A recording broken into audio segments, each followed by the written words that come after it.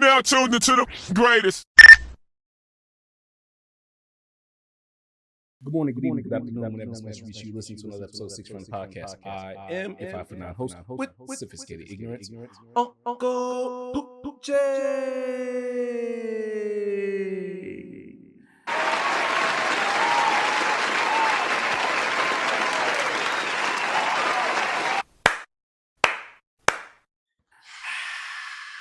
What's good, everybody? What's going on? For real this time. I know, yeah, for real this time.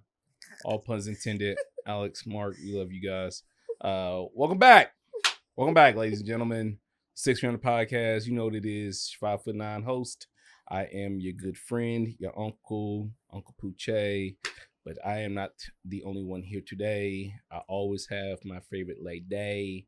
I will let her step up to the mic and introduce herself. Baby, tell the people who you are. What's going on, y'all? It is your aunt, the aunt, Amanda B. Yep, Hey. that's me. Yep, that's me. That's me. Literally, y'all don't even understand. No. You know who you remind me of? You know, you remind me of? You know who you remind me of? Raven. Raven. You're just so funny. Oh my God. You're so spunky. You just have so much spunk. White people in 2007. Being biracial must feel weird. Being biracial in 2007. No. Hey, I don't know. Well, ladies and gentlemen, welcome back to the 6 Run Podcast. Getting that dark humor out of the way. As always, man, we happy to see y'all. But before I get into all that, man, I must remind y'all that we do record here at the Pettycast Studios. This is Pettycast Studios. Pettycast Studios keeps me looking like a pretty bitch. Say it all with me. Pettycast Studios makes you look like a pretty bitch. If you want to be a pretty bitch and you want your podcast to look shapoppin', shabang, shaboing, whatever the cool words the kids are using nowadays. Right. If you want your podcast to be that, if you want it to be T and clocking it, you bring your ass to Petty Cash. Mark and Alex know they doing down here, man. So as always, man, always happy to be here. And before I move any further, because this is a podcast and I need all the subscribers and subscriptions and viewerships, and I need all this, baby. I need all that funky shit. Please remember to subscribe, like, share the podcast. Y'all been doing y'all little thug thizzle. I've been seeing you. We see you. You watching this. I see you. You with the jargons right next to your computer. I see you. Yes. I appreciate you. Yeah. Yeah, even if it ain't jargons. Okay. Something else, but I appreciate you. Yeah. I was like, Jerkins, where are we going? Nah, but for real, yo, anybody who's like, subscribed, and just watch the podcast, repost the podcast, we really appreciate it so much, man. It's like, you know, I can't put it into words when you like start to see something that you really, really wanted in life start to become something and not just an idea. And so that's what this is. This has been an idea of mine that's becoming a thing, and it's been a journey doing it with my lovely lady. So, yeah, I appreciate y'all for appreciating us, man. But today's episode, I don't know if it's going to be much about appreciation, more about player hating. Ooh. I don't know. I ain't decided yet. If y'all ain't noticed here at the 6 Run Podcast, your uncle just makes up shit on the fly. No, I'm just kidding. Sometimes I do, though. I ain't gonna lie. Sometimes I just make this shit up. But no, today's episode was actually funny because it came to me because I was thinking about how we finished The Sopranos. Yes. And we still have not found a new show. So if y'all got something, please put it in the comment section. No. Please tell us what TV show to watch because we need to watch something. It's getting terrible in our house, baby. We in here watching 2020 and 60 Minutes like old people. I don't care. I love me some 2020. I have no shame in my game. No shame in the 2020 game. Like I said, it's getting terrible, baby. I'm getting tired of watching predictable television. We know who killed her.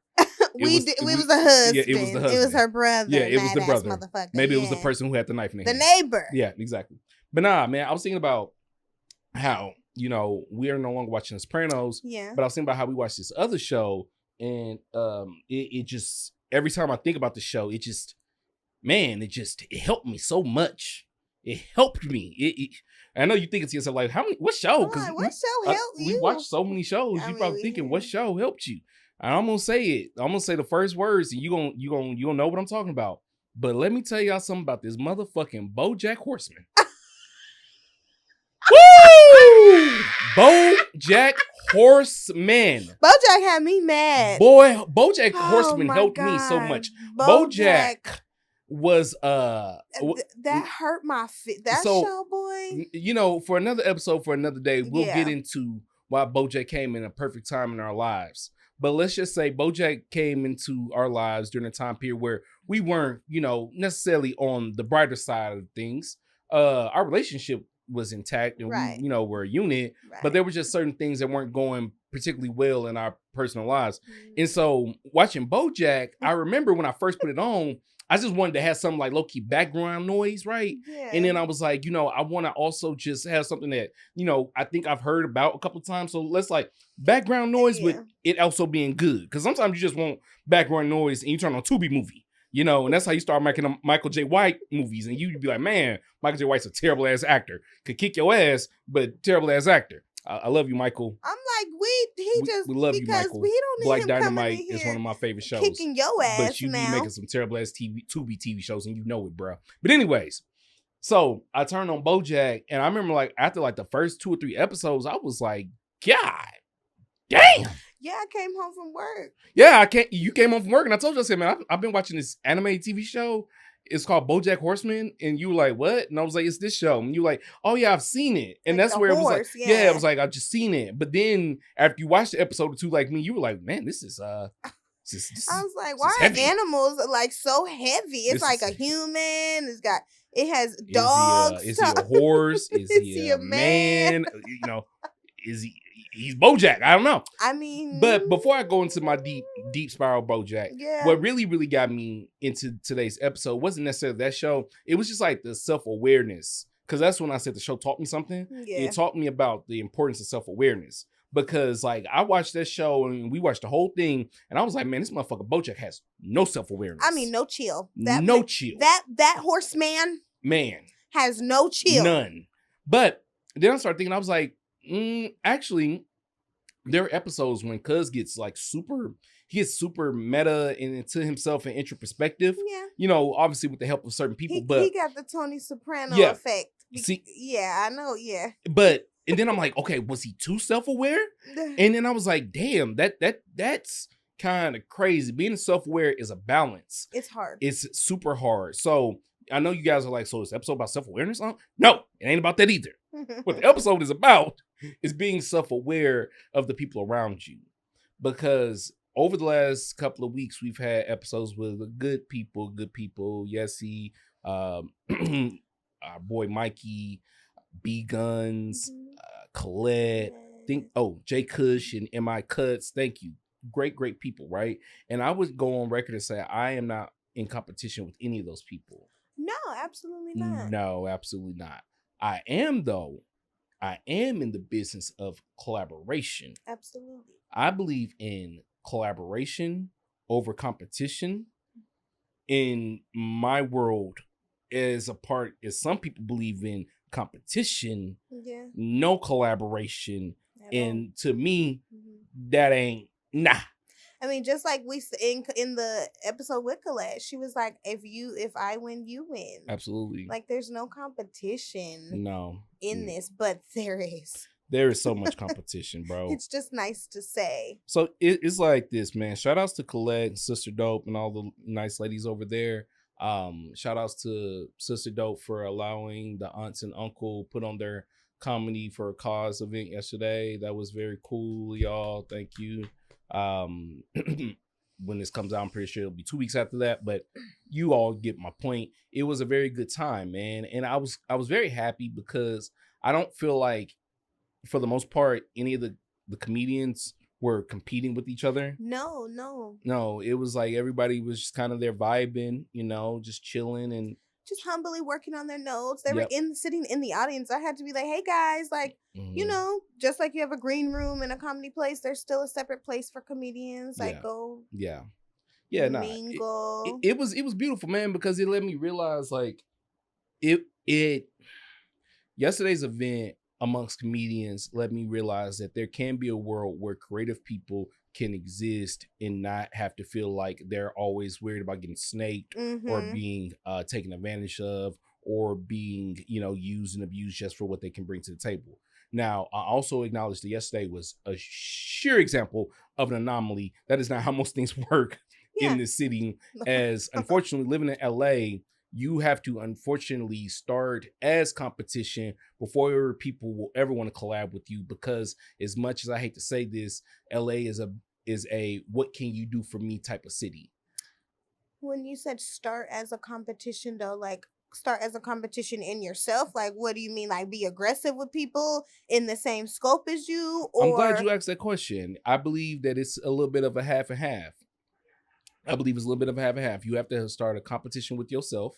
You have to be driving yourself every single day. The competition with yourself should never die. Right. First and foremost, you should always have a competition within yourself. But if your goal is to work with somebody, you got to somewhat show them that you are on their level as competition. Now, this is where things get funny, right? As you're grinning, because you know I can get real petty if I wanted to. I'm not. Once you show people you're on their level as competition, there is a very thin line. I mean, it's very thin. Very thin line between choosing to be their competition or wanting to collaborate with them. And that is your choice. The choice is yours. Okay? But it's also theirs.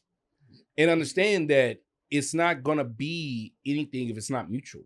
I tell people all the time, man, you know what I love telling young folks. Young folks ask me questions. I love seeing young folks and me like, oh, look at me, man. I'm so old now. I can call people young. Anyways, young folks, man, people that are younger than me sometimes ask me, how do I know something is a yes or a no? Like, you know, when it's not necessarily that flat out done or you know it's going to be a for sure thing. Like, how do you have the faith that you know something's going to be a good thing or not? And I tell them that I don't know, first and foremost. I have no idea if something's going to work out. But what I do know is if the energy is mutual, there is a good chance I'm going to be successful here. I am shocked by the amount of people in LA who go out their way to try to work with people who do not show them mutual energy. Correct. I understand that you think you here and you think people here, but do understand the only difference between being here and here is just here. Meaning, motherfucker, it could be any day. It could be your day any day. So don't just walk around thinking you better than people. But you do have to keep a standard. You do have to make sure you don't just let anybody in. Yes. But before I keep rambling, go ahead and tell me what you feel about this. Because I know you got a lot to say. Well, not even a lot to say. I just agree when you said like you have to have a standard. That's definitely something you learn along the way of keeping the perspective of, okay, collaboration. I literally collaborated with people that I was watching on the internet just a year prior, and then I worked and collaborated with them. Absolutely. I think it's definitely more so of,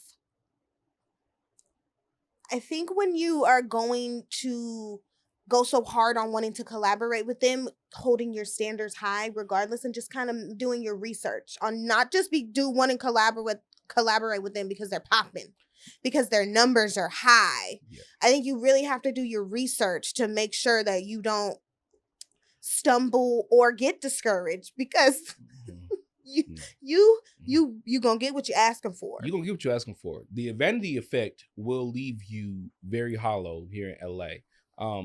Everybody has to have some form of vanity, whether your vanity is that you don't have any vanity. Hey, that's cool.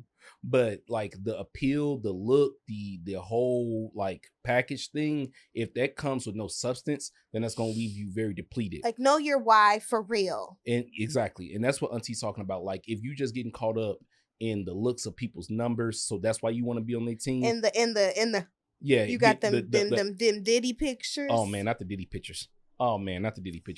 Don't want to work with people just because you think their pictures look cool. I was just about to say that. If you're getting caught up in the recap videos, if you're getting caught up in the Instagram posts, if you're getting caught up in the stage photos, then you're literally caught up. Your why isn't because you want to collaborate because you think you can bring something to the table. It's because you just want to be a part of the party. And right. That's it, and I'm just gonna say it. In my opinion, that's not good enough. That's not good enough. You can't just be here because you want to be a part of the party. Go ahead. You can't just be here because you can't just continue the party. Like, No. you can't just come over here because you was partying over here and you was getting away with partying over here. Yeah. And now I'm going to come over here and we going to keep partying. That is kind of crazy, too, because it's like, I think a lot of people think what we do for a living is simply party, and it's obviously far from it. And I could be wrong for saying that, but I think some people think that. Some people do. Yeah. Like, and it's like, and we the most sober I done ever been in my dang little life right now. well, I mean, like, as far as like socializing being like a huge part of the job, and it's like socializing is a huge part of the job, but you know, having administrative skills, being able to manage your time, being able to organize people, being able to communicate with people. So it's like you wanting to bring the party as your main attraction, and then the posse is coming too, no, and nobody works. It's like but we could party. No, hey, no. And then you know what? I think I need to take a moment for my mental health. Yeah, exactly, because I'm too tired partying. Nah, that's the part of what I'm talking about when it comes to competition and collaboration that I'm not really digging with, because essentially what we're talking about right now, this section of what we're talking about is a thing we like to call frenemies. Everybody say it with me. Frenemies. Man, oh man, how success brings you frenemies. Jesus. Wow. Frenemies are everywhere too. They're at your job. They're your neighbors. They're your family members. Absolutely. They're your classmates from 08. Oh, classmates from 08 don't think you're still great. They don't. They don't. No, man. Frenemies. I will start off this segment of this show by saying this. I thought about talking about frenemies, and I thought about talking about, you know, people that we necessarily, you know, work with, or not necessarily work with, or just have in our lives that we may not think that have our best interests, but we just keep them around. And it just made me think about this book that I've read a bunch of times. I'll talk to you about it multiple times, and you know where I'm about to go with this. Is it made me think about the 48 Laws of Power, and how in that book it literally has a law talking about how it's important to use a enemy. You know, being able to use your friends can only take you so far. The law says, I believe. You know, learn how to use enemies.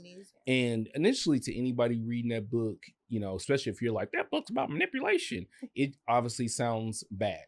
But I'm here to say, I told you guys a long time ago, only useful people can be used. And for me, that doesn't mean that I'm going to use you negatively. That doesn't mean I'm only here for what I can manipulate. That means that I can only stick around if I am doing something to push things forward. Correct. I want to win the game. Boom. You know that. So with frenemies, it's weird because in some ways, in this industry, especially in LA, I don't want to say you need frenemies, but you definitely need to know how to work amongst them. Or you're not. It's like you're not going to go anywhere. You're not going to be invited to anything. Yep. That doesn't mean you need to fully, sink in. Sink. You're not going to fully sink. Yeah, no, not sunk in place. That's where you have to be aware. You see how this is all connecting, guys? Yes.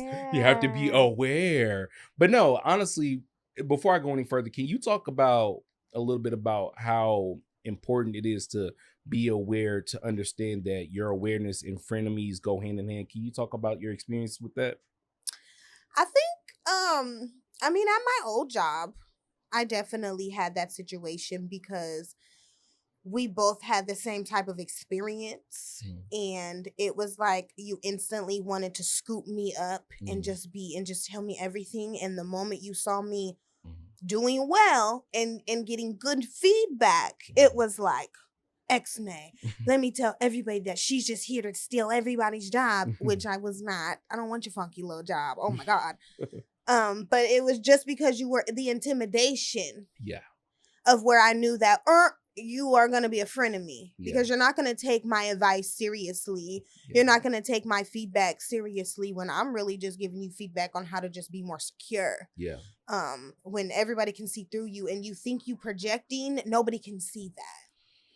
Woo. And that's like that's my friend of me. And that's happened to me on multiple jobs. Absolutely. But just my last job in retail, I'm like, yeah, of course, because I have a medical billing degree, I should be able to do this because I worked in an office for 8 years. So just the intimidation definitely, I think, pushes frenemy relationships at a high point. Yeah. It's just like high school. That's it. I was just going to say, it's just it's like a high mean school. girl effect. Absolutely. Because only a mean girl doesn't want to see you do better than them. Yeah, and only or a mean guy. I'm in my experience, a mean girl. Oh, right? absolutely. Nah, I've definitely had my share of frenemies. I'm glad you mentioned like mean girls and mean guys. It's always funny because the older you get. Sorry, I start. You started going back memory lane, huh? But no, it's just like funny because like the older you get, you start to realize that mean girls and mean guys just grow into bitter adults. And yeah, like you were a mean kid. Yeah. You're a teenager. Exactly.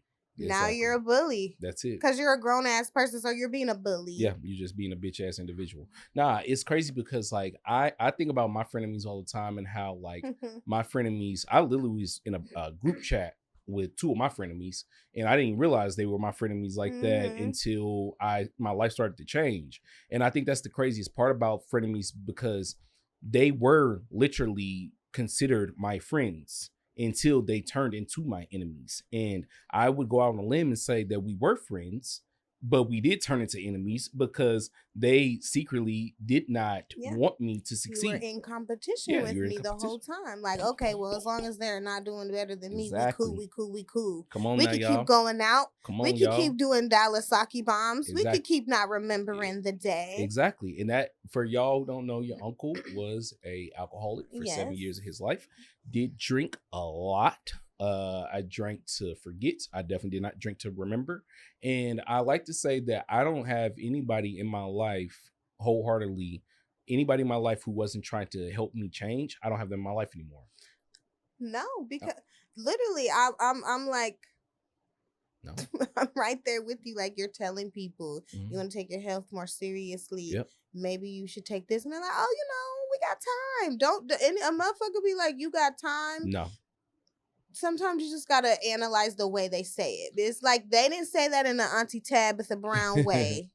No, okay. There's two ways to say you got time. Be like, girl, you got time. Yeah, no, you just got fine. Yeah, no, there's the encouragement of like, don't be so hard on yourself. You got time, and there's the, hey man, we young, wild, and free. YOLO, and no is our answer to that. Okay, but that's why I was moving, man. I was definitely moving with a bunch of YOLO cats, and it was funny because they were getting their lives together in some ways. Yeah, absolutely correct. And every time they were getting their lives together, I would clap for them. I would stand up. But I would realize that every time my life took a little step further, I didn't ask anybody to clap for me. But I did realize it sure as hell was quiet. So I realized to myself, I said, you know what? Let me see if these motherfuckers are really my friends. And you know what I decided to do? I decided to not stop. And you know what they decided to do? They just decided to stop showing up. So that's my thing about frenemies. I don't really, if anybody was asking me like, how do you deal with a frenemy? How do you get rid of a frenemy? Just keep showing up, man. I mean, keep changing. My frenemy was,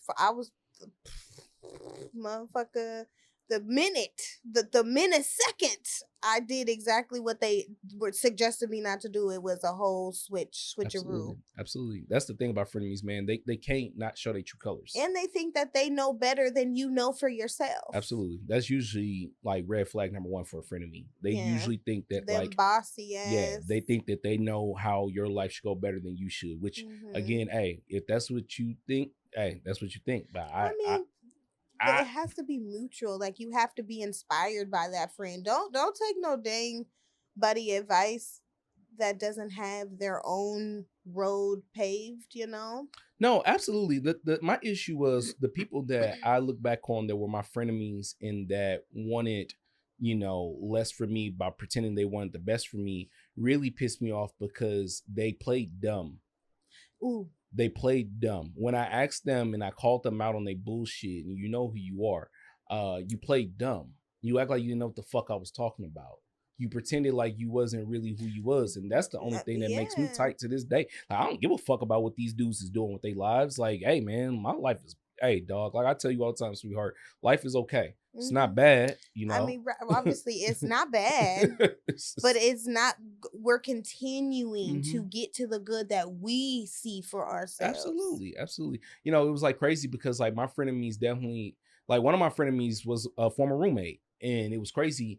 He showed his true colors on my first night of me ever doing stand-up comedy in LA, obviously, that was the night that one of your frenemies showed they true color as well.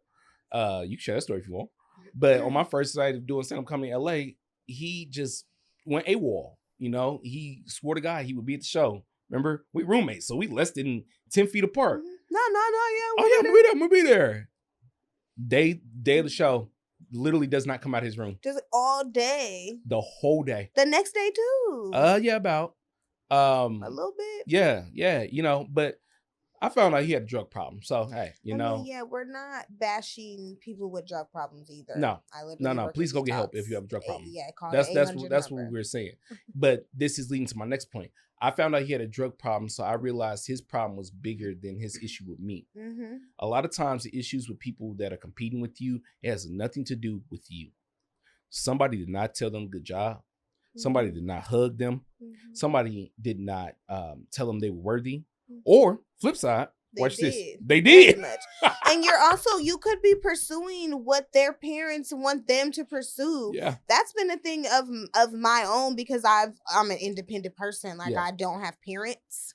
So I've learned to just kind of take off and do my own thing. Like one of my other frenemies' moms always used to just like praise me for having 2 jobs and like getting out of my situation I was in and just like doing my stuff. Mm-hmm. And it's just like, she used to be like this. So they come in all different types. Like the frenemy logs was sadly longer than my friendship list. If I could really, when I reflect back and do the shadow work, because you have to do the shadow work to know what a frenemy is and know who played a frenemy part in your life. So then, because you're going to continue to gain frenemies, but you can use them in a different manner or come around them in a different manner. Like if I work with you, I'm getting my money. Yeah. And we gonna get through the job. Yeah. I learned that by butting heads with people and choosing to do the fight instead of just being the frenemy. Yeah. I will never, if it comes down to it, me and coworkers ain't turning into frenemies because we getting money. You see what I'm saying? We getting money and ain't gonna be no, if we have to get into each other's way or feel like we getting in each other's way, I'm gonna remind you, hey motherfucker, I ain't trying to lose this paycheck, neither you.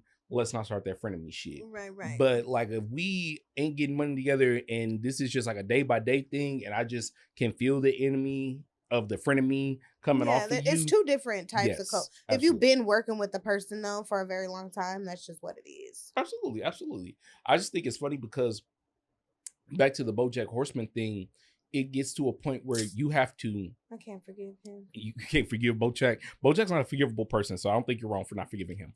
But you have to bring it back around, right? Like, what level of frenemy or competition is this person at, and is it worth my energy? Yeah. I can say sometimes I create the problem. Yeah. I'm man enough to know that I create the issue. What do you mean you create it? Do you verbally create it or do you just create it by being you? Absolutely. And doing you. Absolutely. So are you taking accountability for doing you? Boom. Absolutely, baby. I take accountability for being myself. I take accountability for people not liking me. I mean, I could take accountability for being great. And I take accountability for being successful.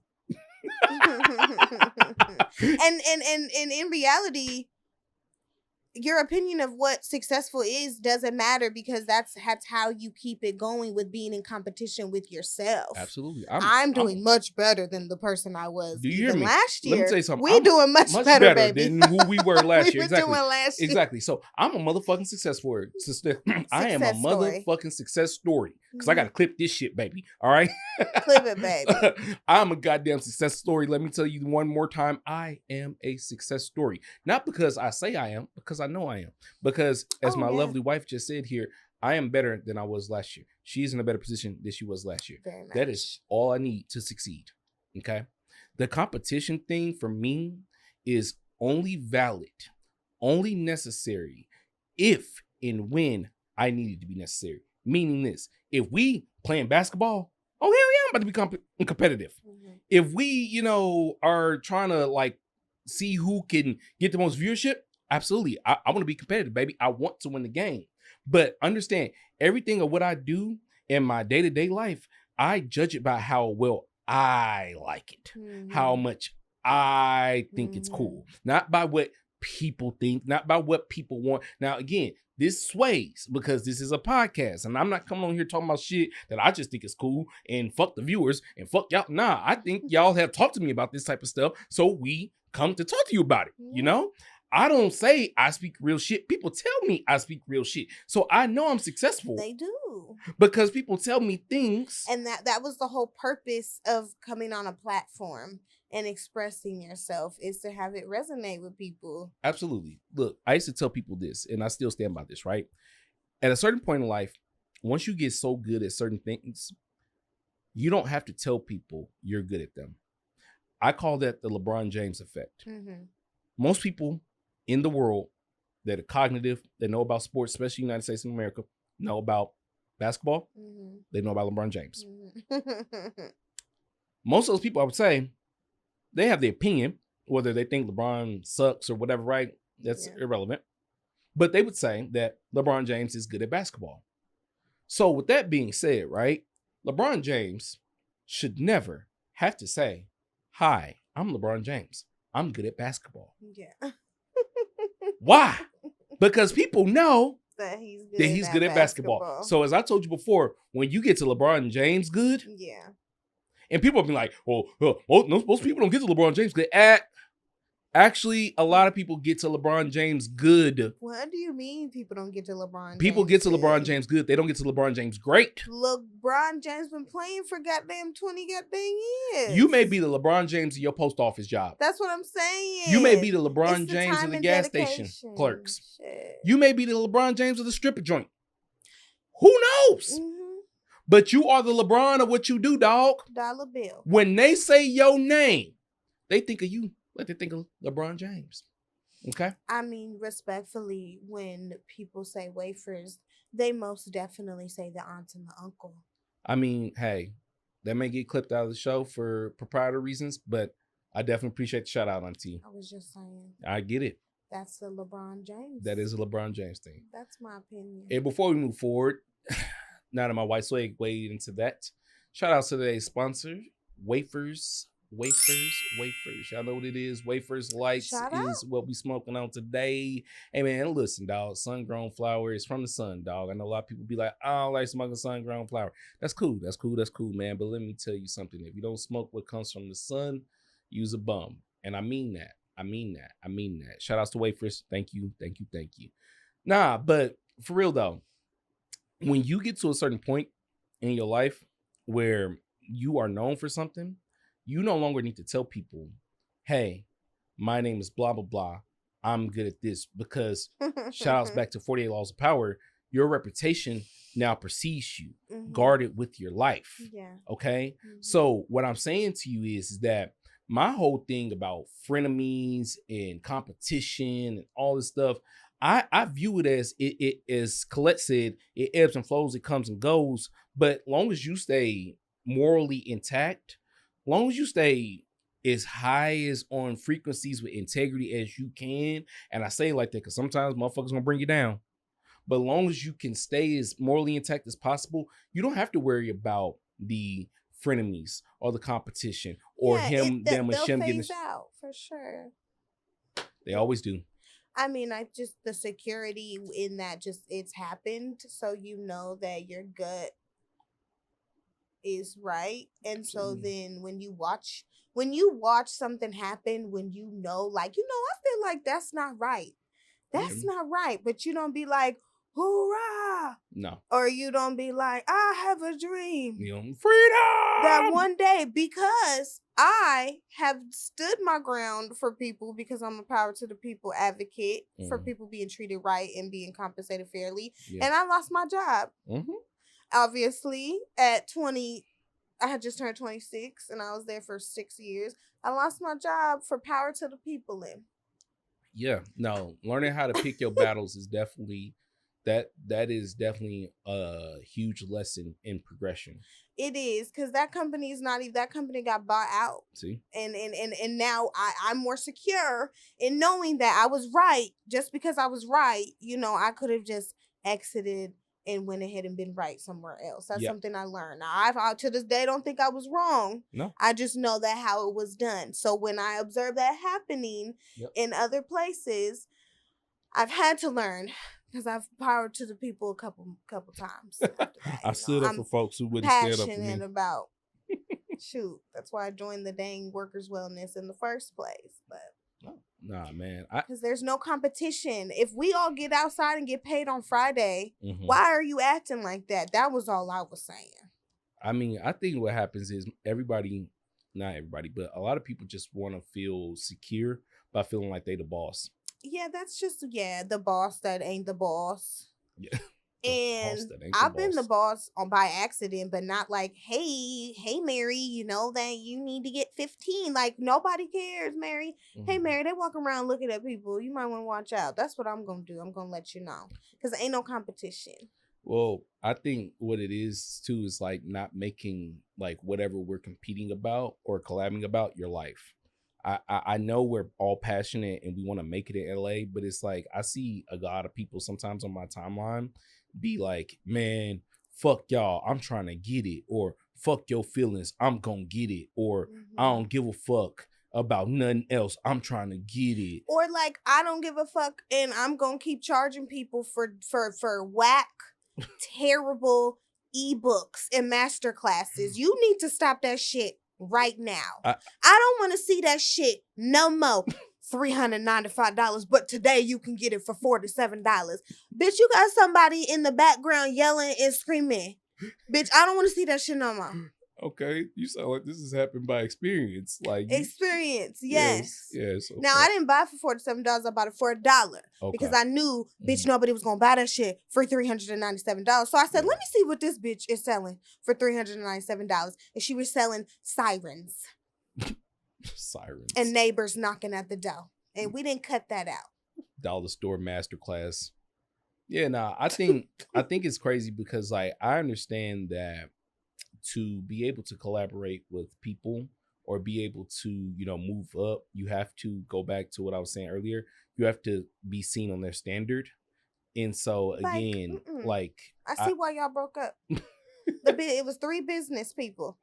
Oh my goodness, they very much scarred you. They did. Okay. I'm really just because it is very much relevant, and I'm just explaining that the quality was not there, and I could tell why the collaboration did not work. Yeah. No, I mean, if the quality isn't there, then the collaboration won't work. It doesn't matter how much money you put into it. It doesn't matter how cool you make the Instagram video. If the quality is not there, if you have not taken the time to study your audience, if you have not taken the time to sit down with the people, if you're not taking the time to go meet those who are your target audience, your brand will not work. One of the reasons why I'm so big on hand-to-hands and B2B work is because I know that's my best way to make energy mutual. I don't have to wonder if this person fucks with me or not because I've talked to them physically, you know? It's not just I emailed them one time and then they bought the product, or they, you know, decided to let me rent out the room, or no, I've physically showed up, shook hands, we walked around the block, I've talked to them, maybe I've helped them out with certain things. And so that's what I'm saying, like this whole competition thing is only necessary in my mind for a small amount of time.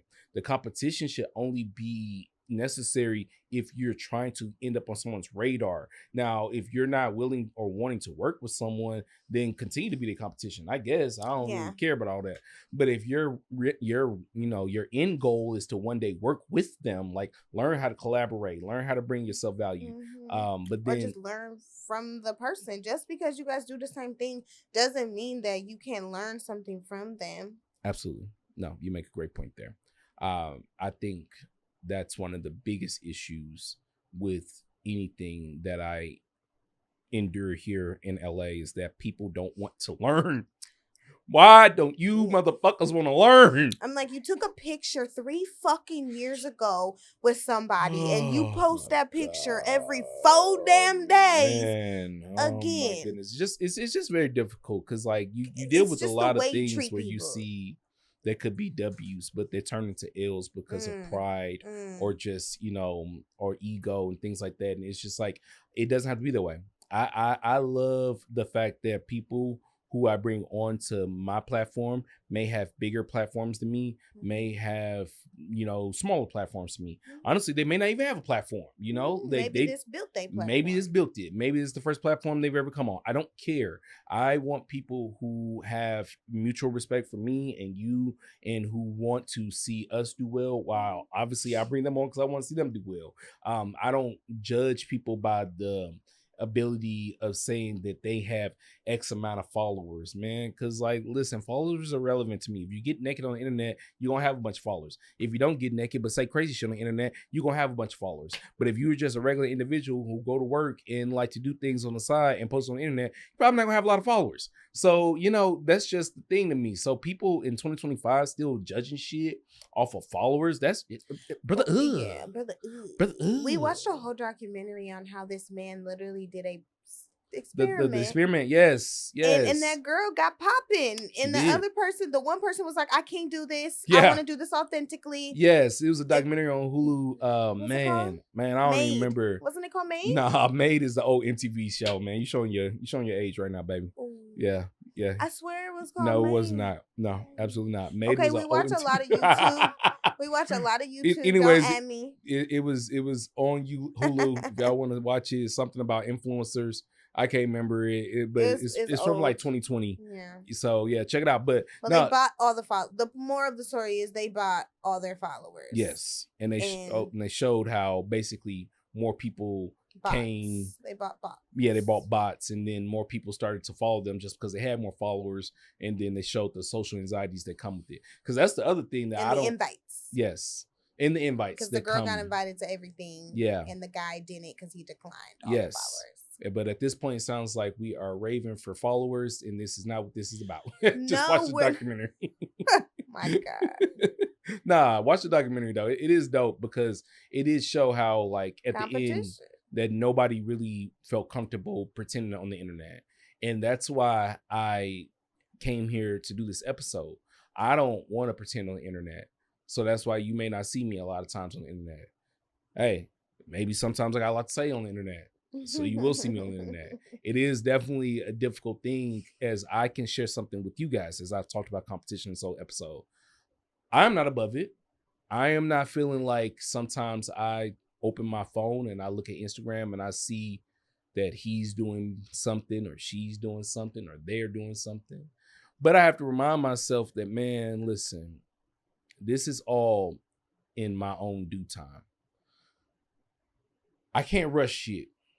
Nor can you, nor can any of us. So why spend any of your time getting upset, getting tight, getting frustrated because someone looks like they're doing better than you?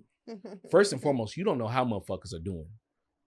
Everything's an illusion behind these goddamn cameras. I could be the craziest motherfucker. You don't know I could be crazy. Why did you do that? I don't know. Because I could be crazy. You don't know. Don't do that. I'm gonna be like, you mocking people. I'm not mocking anybody, but I could be crazy. Don't cancel us. I'm not crazy.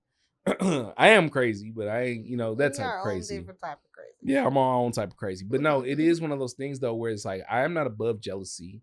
I definitely get jealous of shit. I definitely feel moments where I think that I deserve more. I definitely feel like I do deserve more than what I'm getting right now in life. But I have to remind myself to remain grateful. Man, as soon as this shit came, it'd be gone. Mm-hmm. This room, these cameras, this life, it's a blessing. I did not have all of this at one point. And it's like, sometimes I'd be thinking to myself, like, man, like, I want more. And I stop myself so quickly because I'm just like, exactly. Just got here. I just got here. I want more, but I just got here. Yeah. And then that's what reminds myself that it was like, do you remember when you didn't have this? Do you remember when you wanted this? Do you remember when you needed this? And the answer is yes, I do. And hopefully that can remain, at the forefront of my mind and keep me sane and keep me from going too insecure about not having certain things. Because, man, listen, y'all, I appreciate the 90, 50, 60, 70, whatever fucking the view count is. But I will tell you this. This is stressful. This is hard. It is. What's the hardest part? Not feeling good enough. Like what is making you not feel good enough than the 50, 90, 60, 70 views? Well, or? you just don't know if you are really connecting with people. You know, I think for me, what I try to do is be as relatable as possible. And I know that at a certain point, that's also going to be unattainable. I won't be relatable. But for right now, I think I'm relatable. But then I'm just like, am I though? Am I being genuine? Do the people think I'm genuine? I mean, when the people tell you you do relatable things, that you just have now you put yourself in competition to continue to have your relatable topics.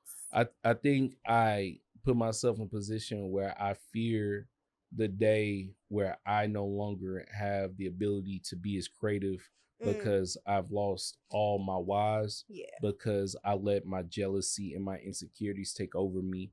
And instead of putting out genuine, actual good content, I'm chasing numbers and chasing trends. Yeah. And I'm trying to stay up on top of type of fads and things like that. Yeah. And so, you know, that's the reason why I could have so many more ads.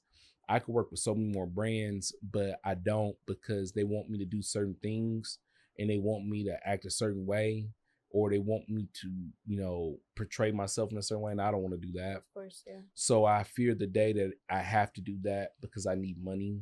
Yeah. And I don't know what I'm going to do when that day comes. Yeah. So, yeah, that's why the podcast still called 6 Feet Under, ladies and gentlemen, still buried underneath bullshit.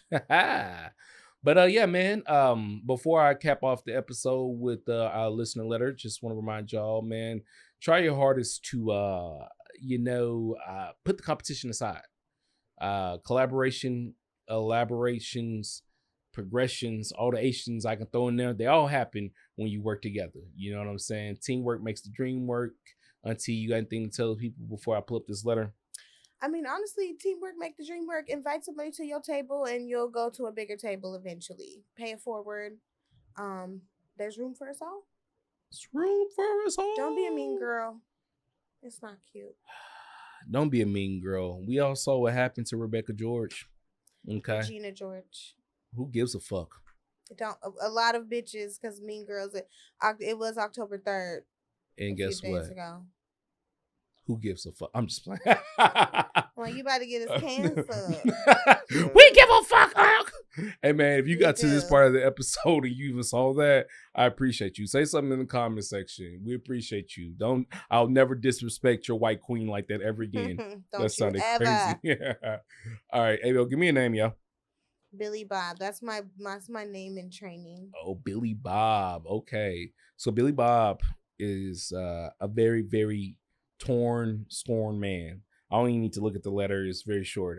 I just need you to give me a name. So Billy Bob wants to know, hey, auntie and uncle, I have a quick question for you guys. My homeboy is cheating on his girlfriend. Oh. And I want to tell her. Oh. Yep. Why does he want? Oh, because he doesn't think it's right. No. Billy Bob wants to tell his homeboy's girlfriend he's cheating on her because Billy Bob secretly loves her.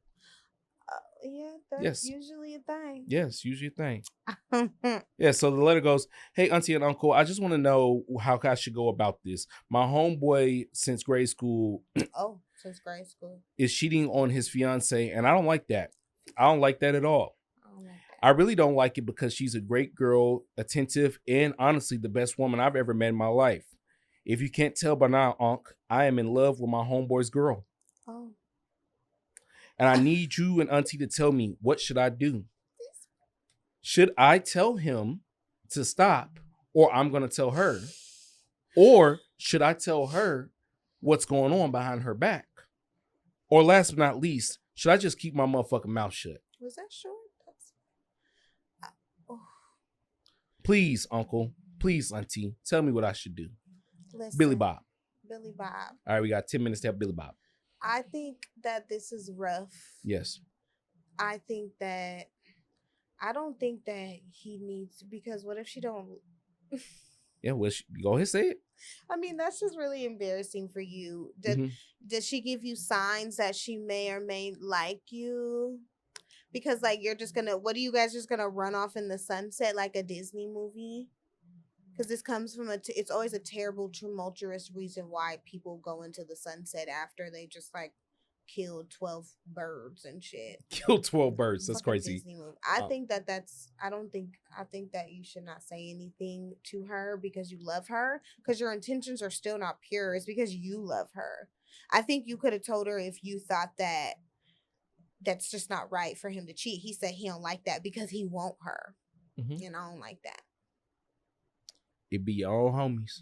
It do. It be your own homies. It do. You over here sneaking and creeping, Billy Bob's homie, and Billy Bob trying to sneak and creep on your girl. I think Billy Bob, I think you a bitch ass nigga. Oh. I'm sorry, Billy Bob. Billy Bob. Billy Bob, you're not right. Well, that's Billy Bob, your homeboy cheating on his girl is a homeboy problem, not a you problem. Your problem is you're secretly in love with your homeboy's girl. Yeah, so like we're so if he wasn't cheating on her, you were just gonna imagine life with her all the time. I can help you out with fucking that. Bill from fucking King of the Hill ass motherfucker. Oh, Peggy. Oh, Peggy, please. Oh, please don't tell him, Hank, Peggy. Hank, oh my gosh. No. I see. No, because your intentions to me aren't pure enough. It's just because he want her. He said, oh, he's cheating on her because I don't like that. Because you want her. I don't believe that you would have cared if you didn't want her. I think y'all would have been like, I just think it's crazy because I bet, Billy Bob, I bet you setting the homie up. I bet you egging him on too, huh? You probably tell him like, go, go, go, go, go, go, go, go. I want to tell her. And then what is she going to be like? Oh, Billy Bob, Yeah, I actually been imagining life with you. Yeah, what do you think's going to happen, Billy Bob? Let's just move out of our homes and get together. Does she think she's going to just jump in your arms? Like, what are you doing, bro? What the Tyler Perry are you doing right now? What are you doing, Billy Bob? What is your inspiration? What are you doing? To follow your heart. Here's my you issue. Need to pray. What's funny is I was just about to quote the Ten Commandments, is that there is literally a Ten Commandment that says thou shalt not covet another man's wife. So Billy Bob, man, what the hell? What the hell? Another man's fiance. Another man's fiance. Because that's what, like, she said she's gonna marry this man. So what's she supposed to just be like? Oh, he's cheating on me. You're better. You Let's know be what? Together. Billy Bob is going to do that thing at the wedding when they be like, speak now. No, Patricia, it's me. It is I who loves you. Billy Bob. Bob Billy has been cheating on you. Bob Billy. You want me, Billy Bob. I'm his good brother, Billy Bob. Yo, nah. See, here's my issue, Billy Bob. Oh my God. You're gonna lose, man. If you tell on your partner, she's obviously going to tell that you told. They're gonna find out. Yeah, because you're not gonna tell a bitch that your man is cheating on you, and I don't want to be the like. What are you gonna report anonymously? Like, what the fuck are you doing? Maybe you should write her a letter that she's getting cheated on, and then wait a little bit and see if she wants to talk to somebody. But you can't be like, I want you, idiot. Maybe good this job, decision Rachel, was idiot. A mistake. Probably don't care what I have to say. Everybody. But it's been heavy on my months. The months now. I just want... No, Billy Bob. She does not think of you. She doesn't. She doesn't think of you. No. You're going to get yourself fucked up. He over there. You mad? They gonna be mad. She's gonna be like, so? He gonna be hella mad. Like, yeah, I know. Her name is Toya. She comes over on Thursdays when I go out with the girls. Like, what if she's a dumb bitch? And then she gonna be like, hey, a dumb bitch. And then she gonna tell your homie to get your partner. You over there making up your life. Like, he's over there like that one music video. You mad because she stayed with her family. Yeah, absolutely. Yeah, Billy Bob, don't become Carl Thomas. Thank you. Oh, my goodness. Yeah, that's his inspiration. I know you wish you never met her, Billy Bob, but you got to let it go. Okay? Love that song. I know you love it because it's about you. Anyways, moving on. Yeah. So Billy Bob, as my wife has said here, you can't. You there's no winning. There's no winning. There's no winning. There's no Leave winning. her alone, please. There's no winning. Auntie didn't cheat on me, by the way. Okay, She left me. She, I'm her Carl Thomas. She left with me though. You see, all shade, just in case you're watching. Anyways, No. yeah, man, don't call Thomas this, bro. She's not going to leave her nigga for you.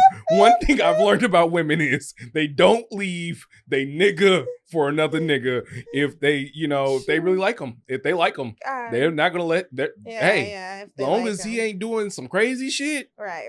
Some. I mean, Jesus. No, they gonna let if she's cheating, she probably does now. So stop, Billy Bob. You're embarrassing. You're embarrassing. How you not know in 2025? Shame on you, on your family. Yeah, dishonor on you. Dishonor on your cow. Yeah, all y'all. God damn it. You hear me? You have to be a millennial to understand to even get that mooshu. Nah, man. I just want to say that Billy Bob, we appreciate you for writing in. But that shit that you talking about, liking your homeboy's girl. I feel like Billy Bob don't even have a sheet. What you mean? He just worried about the wrong thing. You probably don't even have sheets.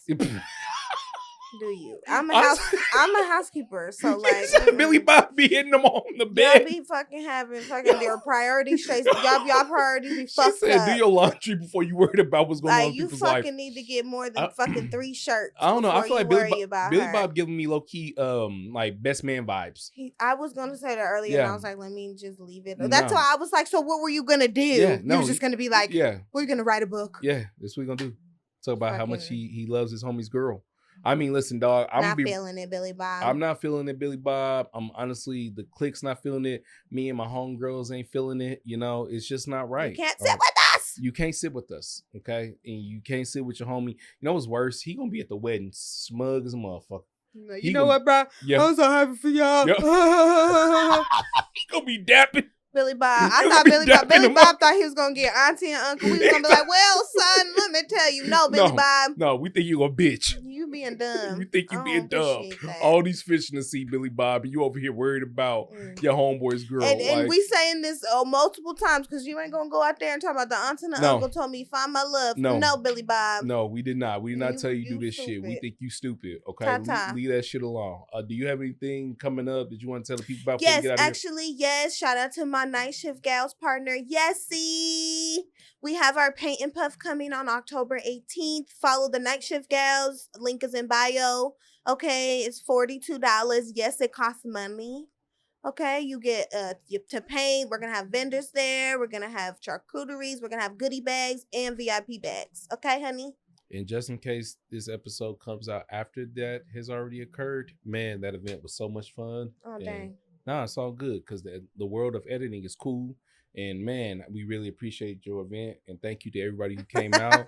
And I'm doing this for all intents and purposes, so just in case this, comes out then. But yes, man. Great time to be had. I want y'all just remember this, man. If you can do anything in this world, try to make it a safer place and a more peaceful place. There's enough fucking assholes out here. There's enough mean people out here. There's enough people just making this world a difficult place to live in, man. So if you can do anything, man, just try to make other people's life easy like these people make my life easy by making me a pretty bitch. All right, we out. Till next time, y'all. Peace. Have you